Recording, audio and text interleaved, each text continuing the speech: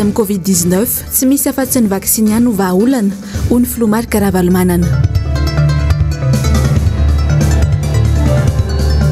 Filomarika ravalomanana maraina manao miara-manonja, hariva atao andro maso.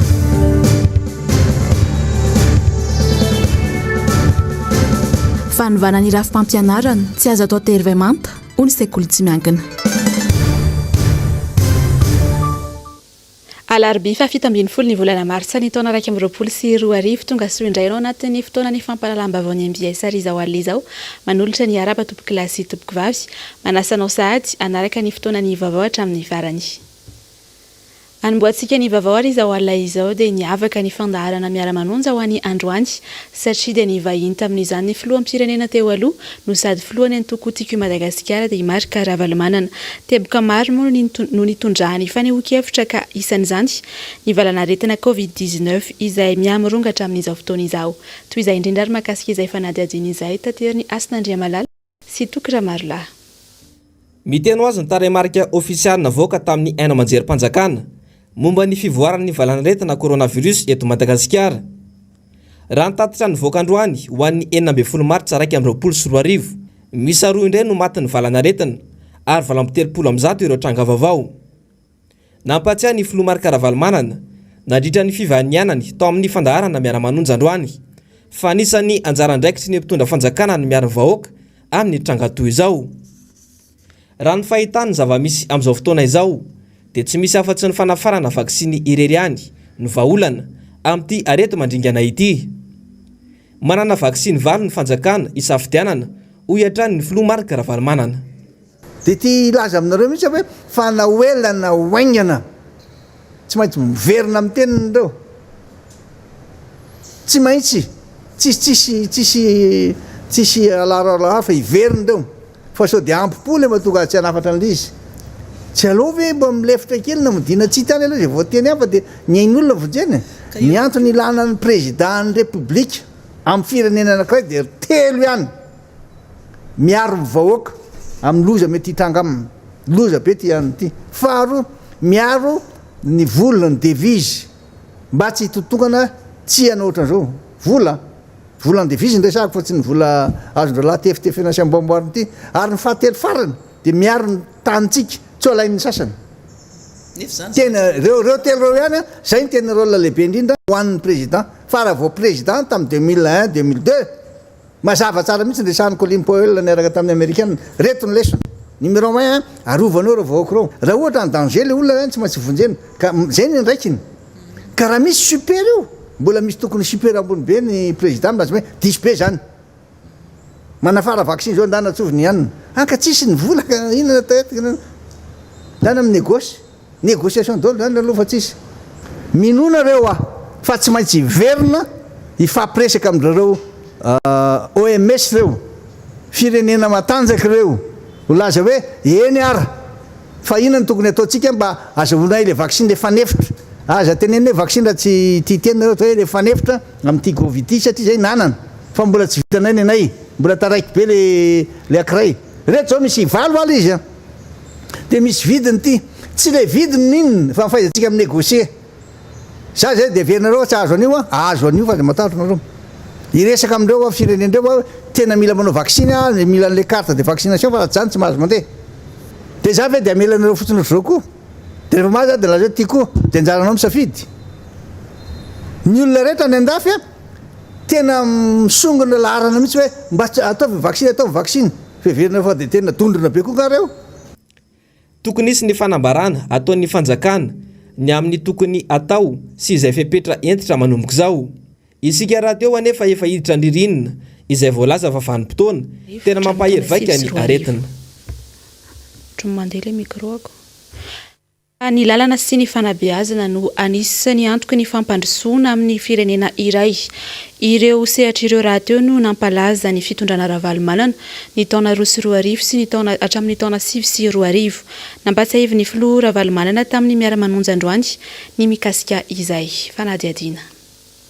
Miatraka amin'ny vatana amin'ny toekarena firenena iray ny lalana. Maro ny sehatra miankin-doha amin'izany.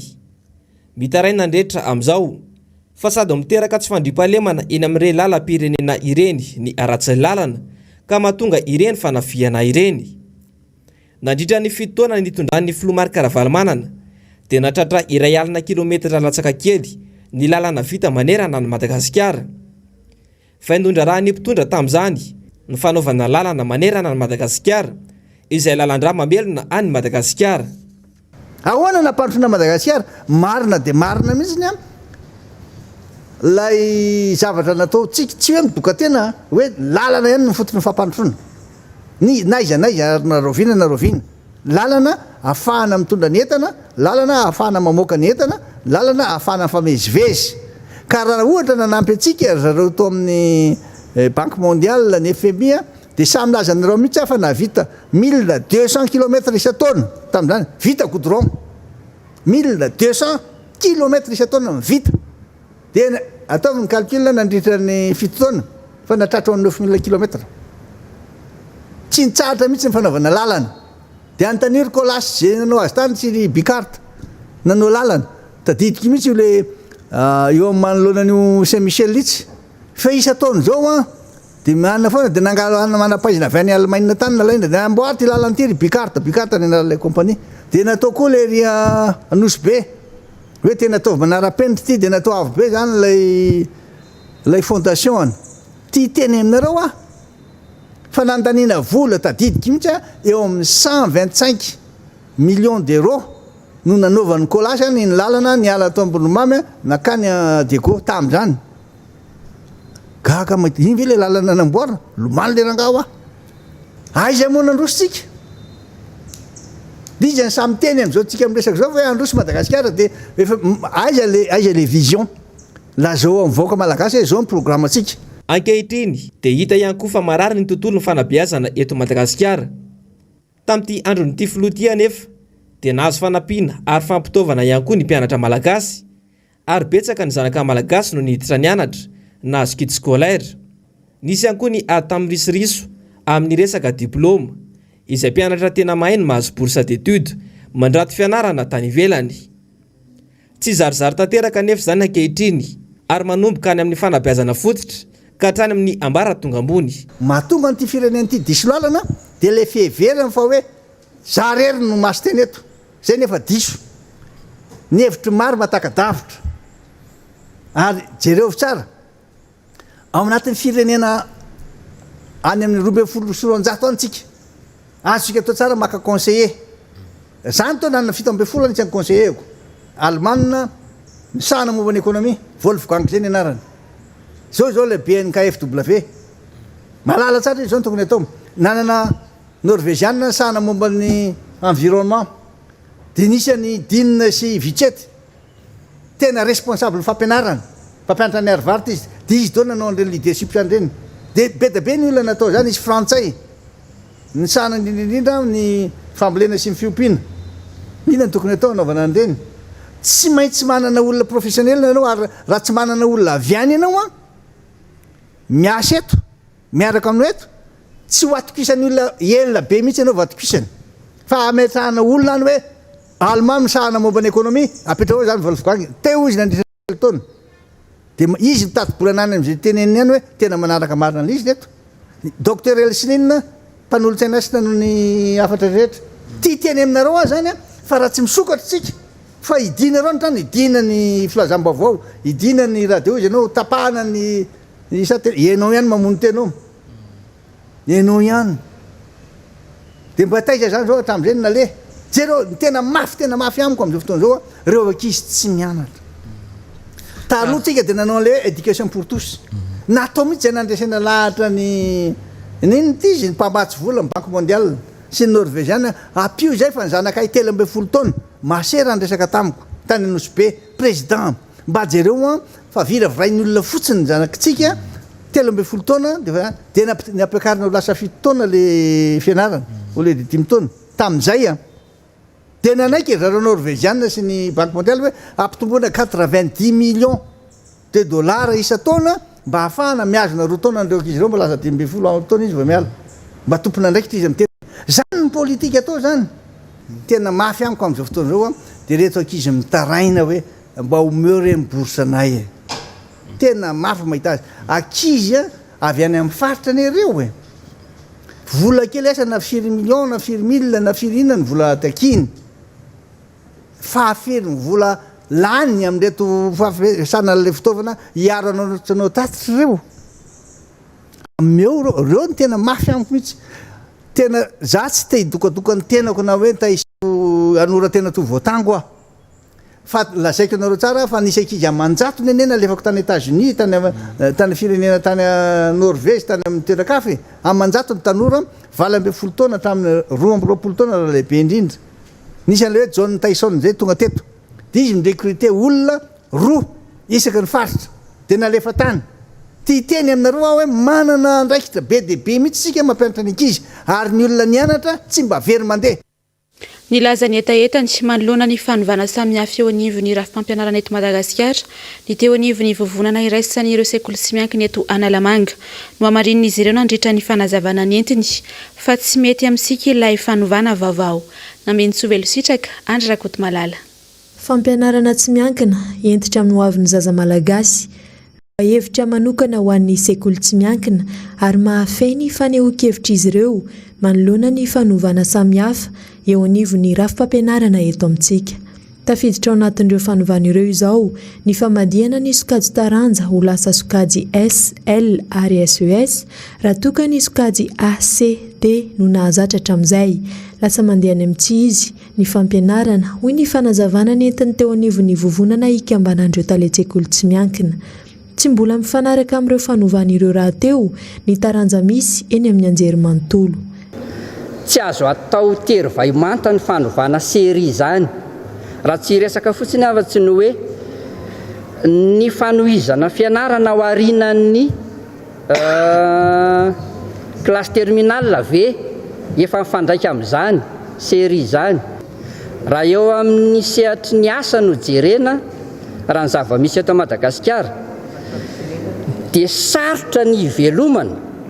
raha maka spécialité ny olona anankiray eto Madagasikara ny tolotr'asa mihitsy tsy mifanaraka amin'izay raha purement scientifique raha izay tokoa ny avoaka ny série S raha tena purement scientifique le olona misy asa efa miandry azy veny amin'izay noho izany tsy mbola tokony hiazakazahana ny fanovana ny série io ohatran'izay ohatra ny série OSE misy taranja vaovao ao anatiny move taranja reny tsy natao ho an'ny enseignement technique move reny taranja reny efa misy mpampianatra vonona ny ampiatra azy. Isan'ny nasindresaka ihany koa ny momba ny lozam-piarakodia teny Ambatomravavy izay nanjohy ireo mpianatra amina sekoly tsy miankina omaly. Nasongadiny teo anivon'ny firaisan'ny talensekoly tsy miankina fa efa misy hatrany ny fiantohana na ny assurance izany izay efa sahan'ny tompon-tsekoly ho an'ny fiara manokana sy amin'ny fiara-pitatitrana azy. Eo ihany koa ny fepetra efa noraisina manoloana ny tranga toy ireny. Zany hoe assurance roa zany no misahana an'izay bus scolaire zay dia ny ampahany dia an'ny tompon'ny fiarakara azy fa ny assurance ataon'ny sekoly dia anazy manokana iny ary ao anatin'izay efa misy fahasamihafana hoe raha mandeha tongotra izy makao dia misy vola alohany fanaraka amin'izay raha mandeha bisikileta izy dia zao ny ataony raha manao sport mahery vaika izy na manao piscine na ohatra dia zao indray vola alohany raha manao bus scolaire izy dia efa misy an'izay dia arakaraka le assurance izay misy azy zany aminay zany tsy hoe misy loza ny tranga iny zay voandray fepetra efa nisy fepetra ndraisina matoa tsy betsaka ny loza ny tranga dia zay fepetra zay araka ny lazana azy teo dia hoe efa fanaraka amin'ny discipline ao an-tsekoly zay dia zay sehatra asa rehetra manodidina ny sekoly zany dia mifandraika amin'izay discipline zay daholo ny zavatra natao aminy. Ny vavaon'ny fitaterana dia nitokana tsy niasa teo anoloan'ny lapan'ny tanàna tao Mahajanga omaly ireo mpamily ao anatin'ny zotra fahafito raha ny fanazavan'ireo mpamily moa dia lasa raharam-pianakaviana ny fomba fiasa ao anatin'ity coopérative ity. Samy mamonjy MBS Mahajanga. Mikatso ny zotra fahafito na linina 7 eto Mahajanga io maraina io. Tsy fafaliana amin'ny mpitoloha mitantana azy ireo no olana fa lasa orinasa mpanakaviana izay zotra fahafito izany ankehitriny. Efa nisy ny fampiresahana tamin'ny mpitondro teto an-toerana efa dia tsy vavahany olana. Ny afara amin'ny zafitokonana izao eto anoloan'ny lampantanana ny Mahajanga. Dia zany coopérative fa izao coopérative nefa lasa fitantanana mpianakaviana zany izy lasa ohatran'ny hoe société zany le zavatra ka noho izay anton'izay a dia zay zany mangataka tsotra fotsiny angatahana izay tsy nangataka zavatra maro fa hoe manao ensemble général izy a dia izy fifidianana dia izay ihany zay fotsiny zay mampirisika azy latsaka fidiana raha ohatra manana fa zavatra fa valiteniny fanohitra amin'izay nefa nomena anay satria ny coopérative zany a iraha malala fa fiaraha mitantana zany zany zavatra zany a dikany hoe coopérative fa tsy société fa raha société anonyme izy a dia hoe fananan'olo tokana Etry andaniny dia misy ihany koa nizotra vaovao izay tian'izy ireo atao izay nangatany vahoaka teto Mahajanga voalohany nefa dia mbola miandry no asitrin'izy ireo. Indrindra vaovao sokafana io moa zany arakaraky ny anina dia tsy maintsy rehefa hoe misy ny ohatran'izao a dia misy ny tsy maintsy mieritreritra hoe tsy maintsy afaka metahitam-bahoaka mantsy tsy maintsy hovaliana satria ny vahoaka ane zay nge mpiasam-bahoaka fa tsy hoe mampiasa ny tomobilanay fotsiny dia fa io araky ny maha-service public anany a dia tsy maintsy manaja ny etahitam-bahoaka zay dia mbo famaliana ny filany vahoaka rehefa misy famanoatra zao a dia mety efa misy taheta zany na tsirikevitra manokatra an'izay liana zay raha ohatra hoe tsy mahafapo ny zavatra fampiresahana. Fa indray mava kosa amin'ny vavaony maresaka iraisam-pirenena ary dia tsy misy atahorana ho ny filoha lefitry ny voamera Europeanina misahana ny ara ekonomika sy ny fitantanam-bola ny mety iverenana amin'ny fitsotsiana ara-bola alohan'ny taona 2024 ho an'ireo faritra Europa. Nzavandre Mahefa sy Tokora Marolary no mamintina amintsika ny vavao. Tsy azo heverina ho ireo minisitra ao anatin'ny vondrana eurozone ny mety iverenan'ny fitsotsiana ara-bola alohan'ny taona 2024. Nanamafy izy ireo tamin'ity fiatombohan'ny herinandro ity fa vononana politika fitantanam-bola malala-tanana ary tsy ho atao lahara-pahamehana ny fiampihenana ny trosa raha tsy miverina amin'ny laoniny teo karena Eropa. Ny verenan'ny tomanara teo karena tamin'ny krizy tamin'ny taona 2024 ny tanjona ho ny filoha lefitry ny voamera Europeanina misahana ny varitra ao Eropa. Tanjona izay izahana hotratrarina amin'ny taona 2024. Nahatratra 100% ny trosan'ireo firenena ao anatin'izao ny euro tamin'ny famokarana ara-ekonomika tamin'ity taona ity. Ny olana hoe Daniel Gros, économiste allemand, dia ny tsy fampiaran'ny firenena Europeanina ny pacte de stabilité ara-ekonomika izay mitondra makany amin'ny fijerena ny lafiny ara-tsosialy. Afaka mandeha lavitra isika ho hatrany ny tenany na dia mbola eo aza ny valanaretina COVID-19 ka ny fiarovana ireo mpiasa sy ny fanomezana asa ho an'ny vahoaka ihany no vahaolana ahafahana miroso amin'izany. Ny volana May ho avy izao moa ny andrasana amin'ny fanapahan-kevitra ireo mpikambana ao anatin'ny voamera Europeanina amin'ny fanampiana ara-bola fa indrindra ny fijerena manokana ny vaksiny fanefitra ny valanaretina izay lalana iray ahafahana mivoaka ny krizy ihany koa.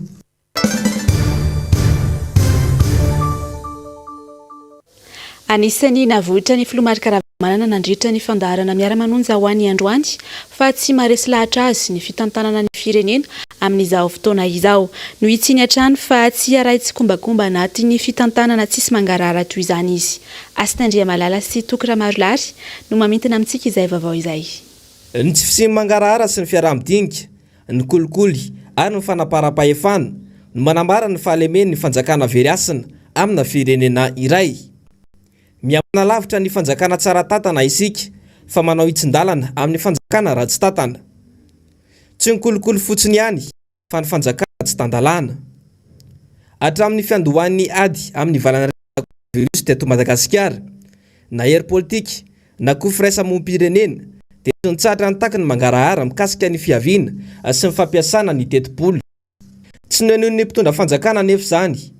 ka ireny ny savorovoro ara-piarahamonina nateraky ny tsy fisiny mangarahara sy tsy fahaiza-mitantana. Tsy mitente foana akory ny avy amin'ny antoko-panohitra raha nitaky ireny mangarahara ireny hoy ny filoha Marikaramanana. Tsy hoe nge tena super koa ny filohan'ny republika hoe super manana na super iny dia afaka mahita izay vahaolana rehetra tsy maintsy tsy manana mpanolotaina mahay izy. Zay milaza azy hoe zao alenao manana mpanolotsaina mahay izy milaza hoe reto olonretino azonao jerevina akaiky dia akaiky anarenana azy ary tsy eritreritra n'izy an'izy mihitsy ianao handray fanapahan-kevitra fa ianao rery mandray fanapahan-kevitra amin'izay fotoan-tsaratra toy izao. Ohatra ilazanareo tsara maninona no tsy voatantana araky ny tokony ho izy ny tia Covid ity tsy afaka tena hoe nanalazytsika satria nisy aya nisy aya filazana azy amin'ny teny malagasy nisy doty nataon'ireo mpamatsy vola hoe zay nanome volanareo kanefa ny tsy tonga ty aminay le tatitra ary zao ny zavatra nyteneninareo rehefa tena mifampiresaka taminy hoe zay tsy mila zay hoe tatitra mba avy ataonareo dia hoe ampy dia no tatitra fa midy zay hoe izy lay fournisseur na lay mpamatsy n'lay fitaovana de nomenareo an'izy izy de taizy fa izay ny manontany ihany misy an'izay fantanina tonga zay tao hoe omeo anay le fournisseur de nilaza ny sasany hoe tany ampinodo na menti namaly tsy marina zany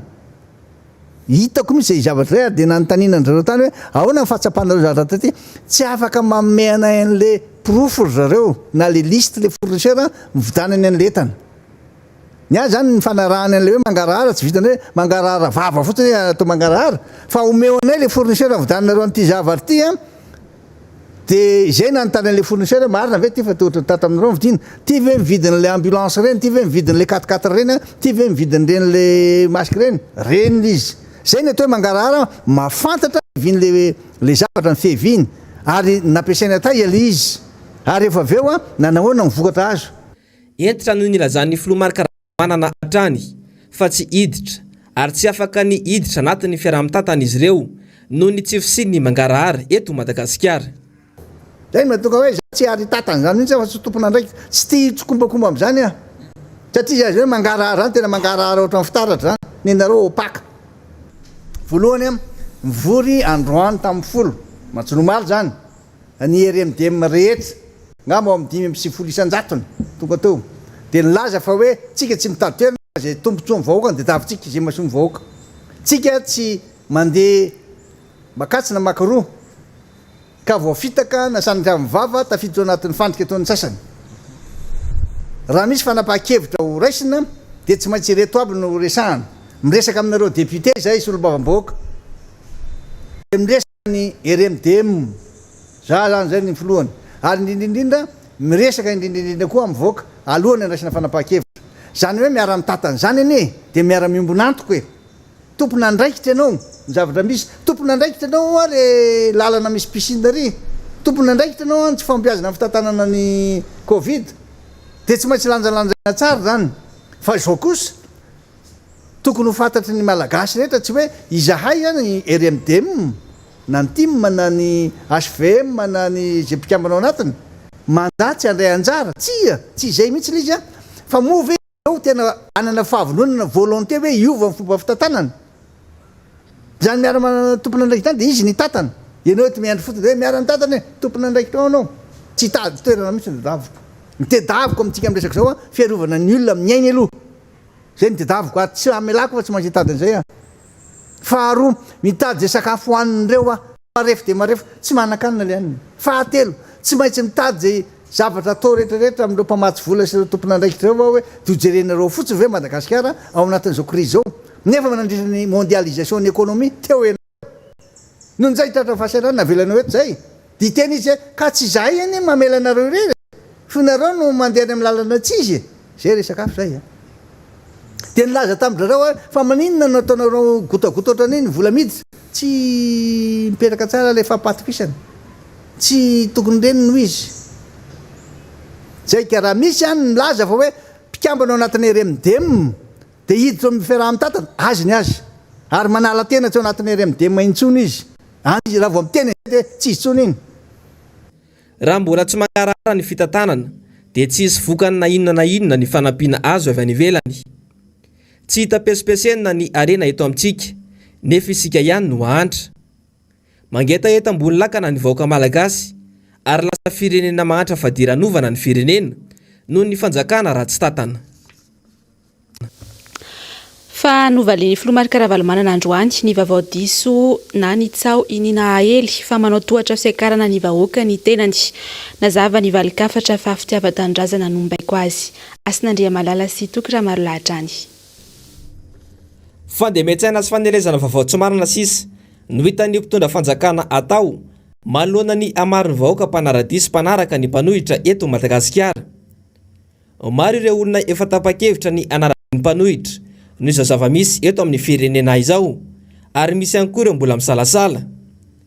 tamin'ity fandarana miara-manonja manokana ity no nilazan'ny filomarika Ravalomanana fa tsy hanao tohatra fiakarana ny vahoaka antenany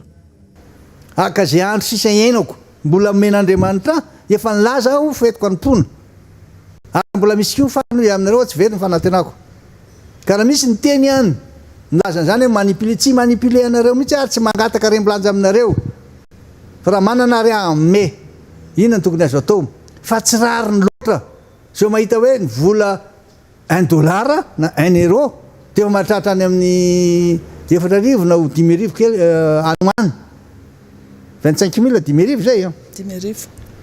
tsy mahazo nininona tsotra fa makany etsena dia izany ve dia mbola ilaza aminareo fa hoe raha misalasala nareo tsarovy fa fisalasalana avy amin'ilay ratsy fa anjaranao mieritreritra tsara hoe tena mandehana amin'izay tokony isy atsy ary mila fahasahina io raha misy olona milaza hoe ty resaka amiko ampiresao amiko fampiresaka ary be da be rehefa tonga miresaka amiko anie araka le fantanina miresaka misy izy manazava fa reo mety manao an'le manipulation za ty lazay manao manipule tsy manipule anareo mihitsy a satria nahoana efa fantatro fa hoe raha mateza indrindra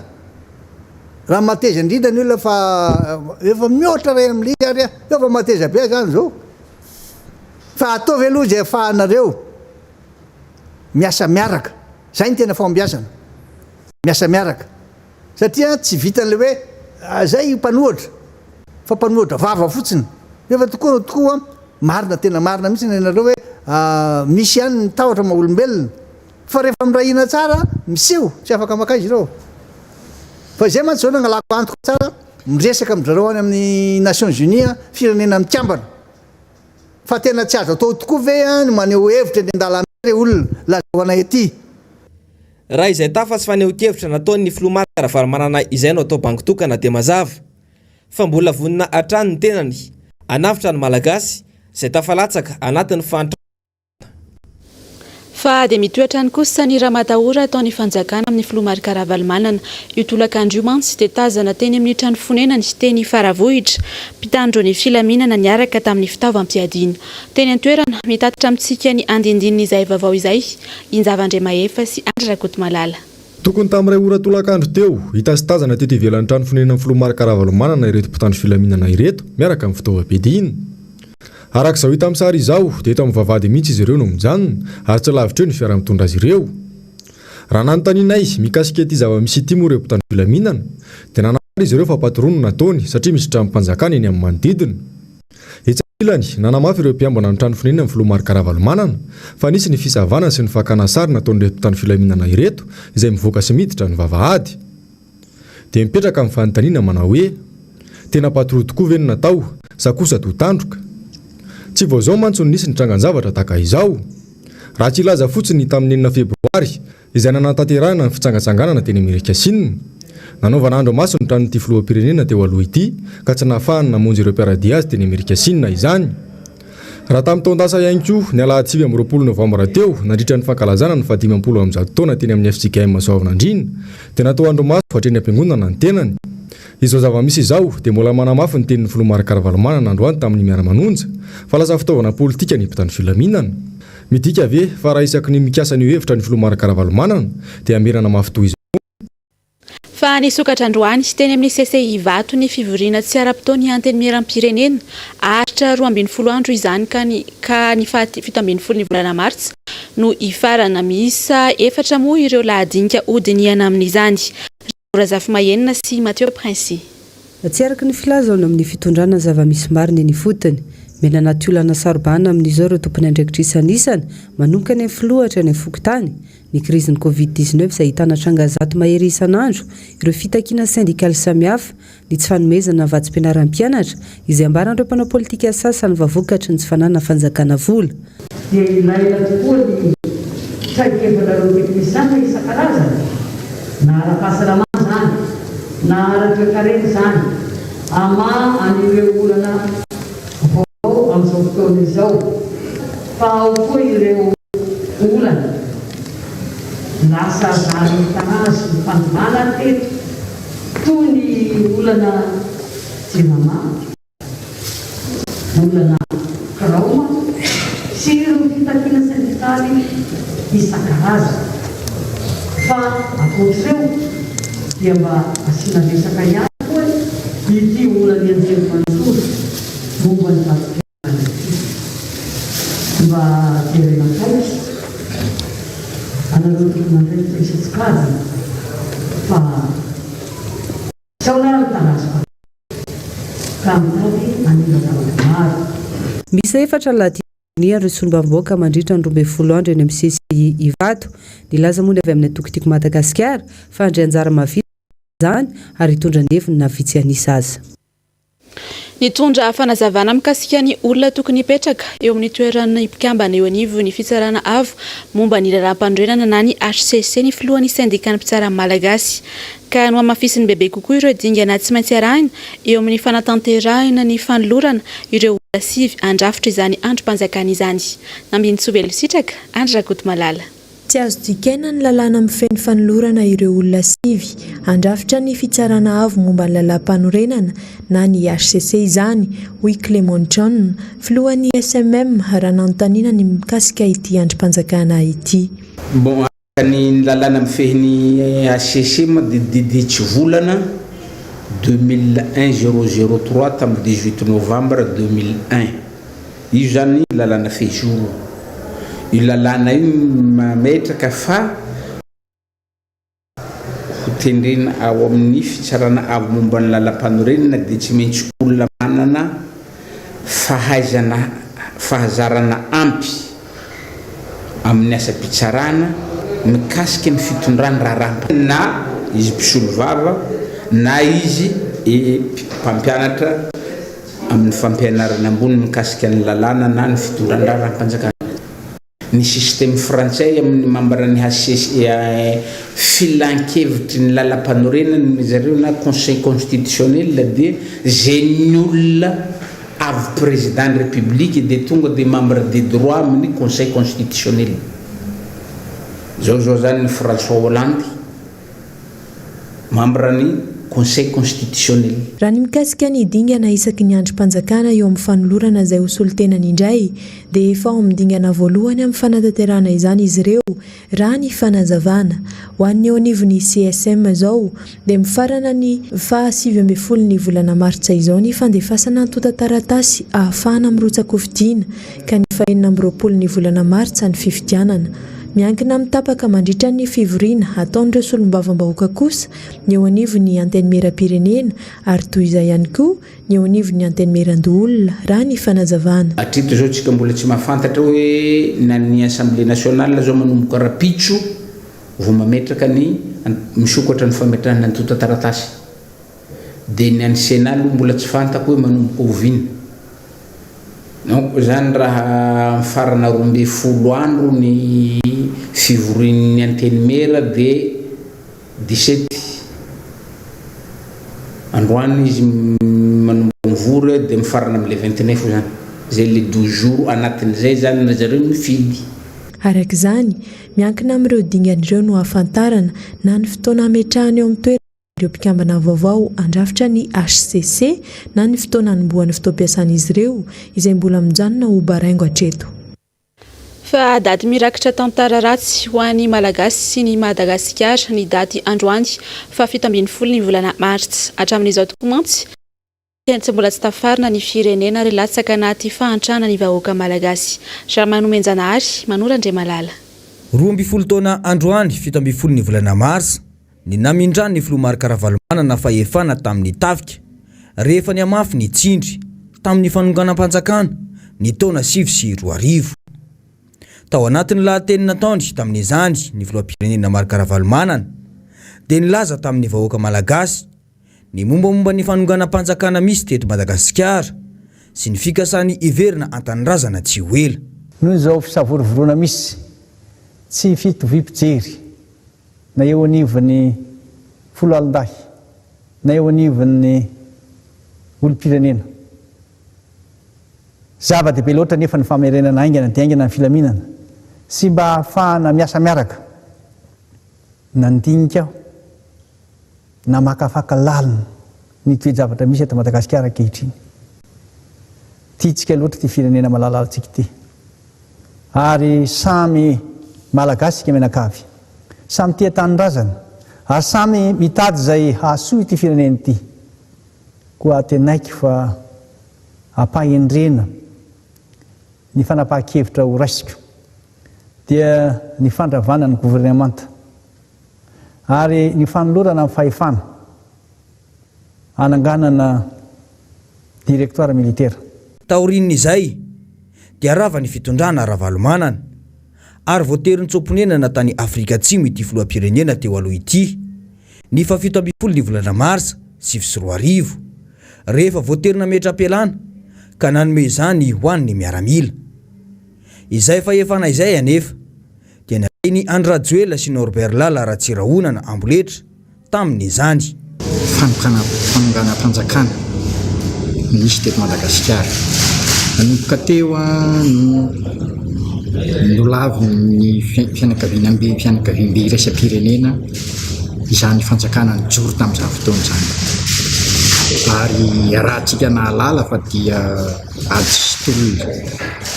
nitrehan'ireo mpandala ny ara-dalàna tamin'izany izay mitondra ny mangidy sy ny mafaitra nisy ny namony aina tsy azontsika adinoina fa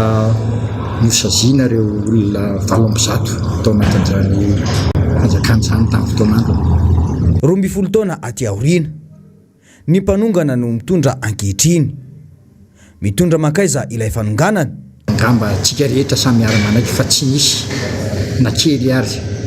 fa zay zavatra efa mba voatsangana dia mirodana avokoa rava avokoa ireo projet isan-karazana tonga ny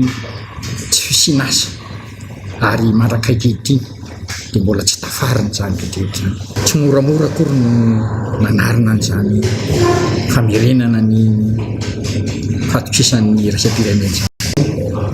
mandrava mora fa ny manarina sarotra vavolombelona izany ny zavatra iainan'ny malagasy ankehitriny. Potika tanteraka ny firenena malagasy ankehitriny no ny fitantanana tamin'ny tetezamita ary mbola mitoy izany amin'izao fitondrana izao fa antrana sy korontana politika ary tsy fandriam-pahalemana ny vokatra izany raha tsy ahivina mialohan'ny fanongana mpanjakana ny taona 2024 dia tsara toerany Madagasikara